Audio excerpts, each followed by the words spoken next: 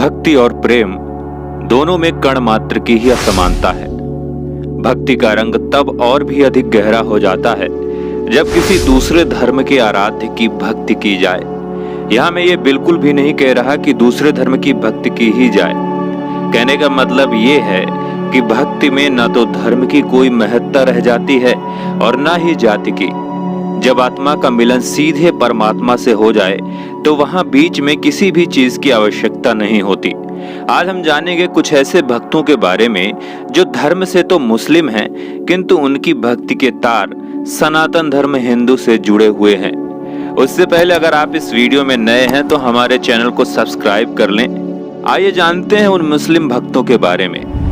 Number 1, Syed Ibrahim उर्फ रस खान।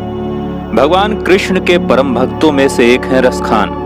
उनका असली नाम सैयद इब्राहिम था, मगर कृष्ण के प्रति उनके लगाव और उनकी रचनाओं ने उन्हें रस खान नाम दे दिया।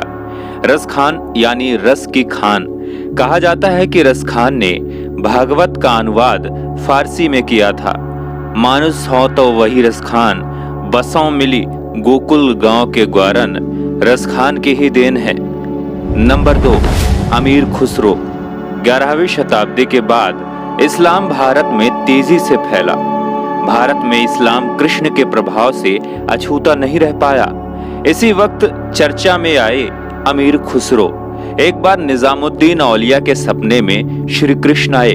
औलिया ने अमीर खुसरो से श्री कृष्ण की स्तुति में कुछ लिखने को कहा तो खुसरो ने मशहूर रंग छाप तिलक सब छीनी रे, मुंह से नैना मिलाए के कृष्ण को समर्पित कर दिया। नंबर 3, आलम शेख। आलम शेख रीतिकाल के कवि थे। उन्होंने आलम केली, श्याम स्नेही और माधवानल कामकंदला नाम के ग्रंथ लिखे। हिंदी साहित्य के इतिहास में रामचंद्र शुक्ल लिखते हैं कि आलम हिंदू थे जो मुसलमान बन गए थे। उन्होंने कृष्ण की बाल लीलाओं को अपनी रचनाओं में उतारा था। उनकी प्रमुख रचना पालने खेलत नंद ललन छलन बलि, गोद लैले ललना करति मोद गान है।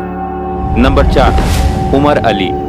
ये बंगाल के प्राचीन श्री कृष्ण भक्त कवियों में से एक हैं। इनकी रचनाओं में भगवान श्री कृष्ण में समाये हुए राधा जी के प्रति प्रेम भाव को दर्शाया गया है। इन्होंने बंगाल में वैष्णव पदावली की रचना की है।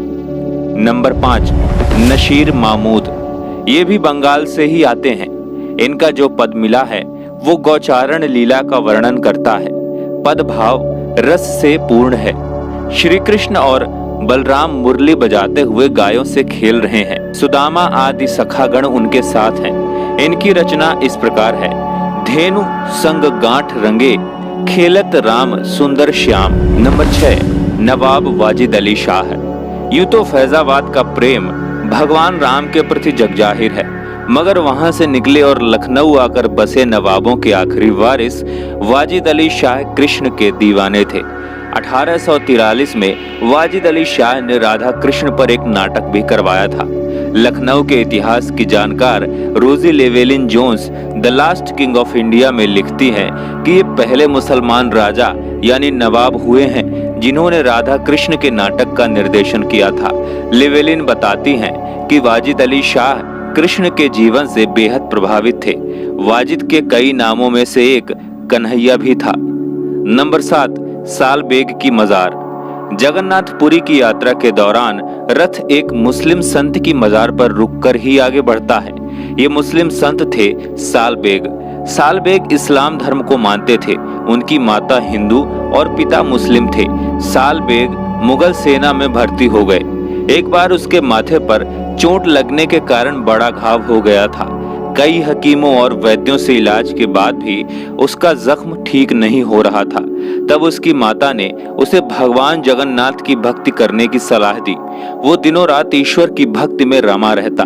फिर उसके सपने में स्वयं जगन्नाथ जी ने आकर उसे भभूत दी। सपने में उस भभूत को माथे पर लगाते ही उसका सपना टूट जाता है। फिर वो देखता है कि उसका घाव वाकई में सही हो जाता है। कई साल बाद सालबेग की मृत्यु के बाद उस स्थान पर उसकी मजार बनाई गई थी और हर साल यात्रा के वक्त जगन्नाथ जी का रथ यहाँ रुककर ही आगे बढ़ता है। मित्रों, आज का संसार छल कपट और अभद्रता से भरा हुआ है। भक्ति के नाम पर अधिकतर सिर्फ और सिर्फ आडंबर है। आजकल सिर्फ धर्म की भक्ति है। इंसान ईश्वर के संपर्क से अछूता है। आज के समय में ही ईश्वर की लगन बेहद आवश्यक है।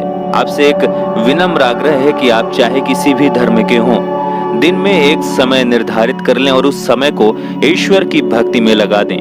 विश्वास मानिए, कुछ समय के बाद आपकी अंतरात्मा और भी पवित्र और दूरदर्शी हो जाएगी। ईश्वर की भक्ति कठिन से कठिन निर्णयों को पल भर में हल कर सकती है। बिना जोर जबरदस्ती के कमेंट बॉक्स में अपने आराध्य का नाम लिखिए, वीडियो को लाइक कीजिए। इस चैनल को सब्सक्राइब करते हुए हमारे नए मोटिवेशनल यूट्यूब चैनल अज्ञात दुनिया मोटिवेशन को भी सब्सक्राइब कर लें। जय शंकर।